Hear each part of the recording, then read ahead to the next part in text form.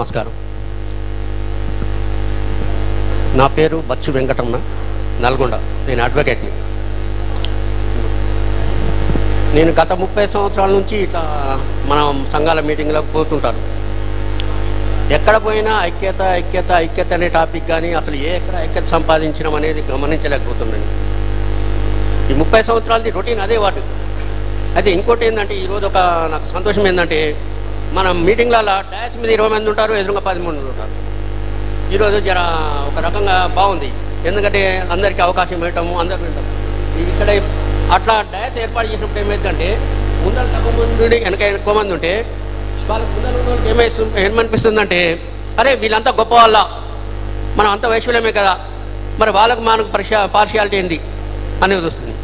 ఇంకోటి ఏంటంటే మీరు ఇన్ని మాట్లాడుతున్నారు కదా, ఒక్క లాజిక్ మాట్లాడతలేరు. మనం ఎక్కడ అనగదొక్కబడుతున్నాము అనేది మీకు ఒకటి తెలుస్తలేదు. మనం ఎక్కడ కుల ప్రాతిపదికన అనగదొక్కబడుతున్నాం. ఏంటంటే మన వ్యాపారంలో కానీ రాజకీయంలో కానీ మనము ఎదగడానికి ప్రయత్నిస్తుంటే మన మీద ఒక రకమైన అలిగేషన్ ఏమంటే వీడు ఎదగొద్దు, ఎందుకు అంటే వీడిని ఒక రకంగా దించాలి. మన కులంలో కాదు, మీకు తెలుసలేదు, ఎంతసేపు మన కులమోడు అంటున్నాడు, ఎదుటి కులమోడు కూడా చేస్తున్నాడు. ఏంటిదంటే ఎస్సీ అట్రాసిటీ యాక్ట్ అని చెప్పేసి పెట్టి దానివల్ల ఎంతోమంది సఫర్ అవుతున్నారు. మీరు అది గమనిస్తలేరు.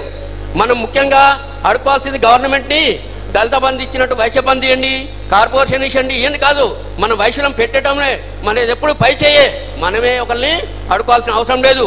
కాకపోతే మనం ఎదగకుండా మనని కించపరిచేది మిగతా కులాలు, మన కులాలు కాదు. ఎంతసేపు మనం మనం మనం అని అనుకుంటున్నాం, కానీ ఇది తప్పు. ఎందుకంటే మనం ఎదగకుండా చేసేదంటే ఈ యొక్క మనం ఊళ్ళలో చూడండి వైశ్యులు ఉండలేకపోతున్నాడు. ఎందుకంటే ఆర్థికంగా అవసరం ఉంటే వైశ్యుడే వస్తున్నాడు, కానీ వాని రివర్స్ మళ్ళీ వాని దగ్గర వసూలు చేయడానికి మనం వేరే కులం అడ్డు పెట్టుకొని మన మీద అభియోగాలు చేసి మనని తక్కువ చేస్తున్నాడు. అది మీరు గమనిస్తలేరు. ఇంకోటి ఏంటంటే 119 నియోజకవర్గాలు ఉన్నాయి, మన 5% అంటున్నారు. ఓకే, నిజమే, 5% అయినా కానీ మనము 30 నియోజకవర్గాల్లో మనం డామినేషన్ చూపించవచ్చు. మనం అన్ని నియోజకవర్గాల్లో ఇంట్రెస్ట్ పెట్టాల్సిన అవసరం లేదు. అదే 30 నియోజకవర్గాలు మన ఓట్లతోని మన కింద మీద చేసే అవకాశం ఉంది. వాటి మీద కాన్సన్ట్రేషన్ పెట్టి అదే 30 నియోజకవర్గాలు కానీ 25 నియోజకవర్గాలు కానీ మన వైశ్యులంతా ఒక దాటిపై తీసుకొస్తే గవర్నమెంట్ మన చేతిలో ఉంటుంది, మన ప్రభావం ఉంటుంది. అప్పుడు మనం వాళ్ళ దగ్గర పోవాల్సిన అవసరం లేదు, వాళ్ళే మన కాళ్ళ దగ్గరికి వస్తారు. మీరు ఇట్లాంటి ముందు ఎంతసేపు మనవాడు అంటున్నారు, కానీ అది పక్క పెట్టండి. మన యొక్క విజ్ఞతను ఆలోచించండి. మనం అన్నిటి మీద కాన్సన్ట్రేట్ పర్సన్ అవసరం లేదు. మనము ఎన్నో సేవ చేస్తున్నాం, బయట వాళ్ళకి చేయాల్సిన అవసరం ఏంది? అసలు మనకు కార్పొరేషన్ ఇస్తాంటారు, వైశ్య 5 రకాల భూమి అంటారు. అట్లాంటి 5 రకాల భూములు మనకు ఎన్నో ఉన్నాయి, వాళ్ళు ఇవ్వాల్సిన అవసరం లేదు. మనం ఎంతసేపు మన కాళ్ళ దగ్గర మనం తెచ్చుకుని ఏర్పాటు చేసే సత్తా మన దగ్గర ఉంది.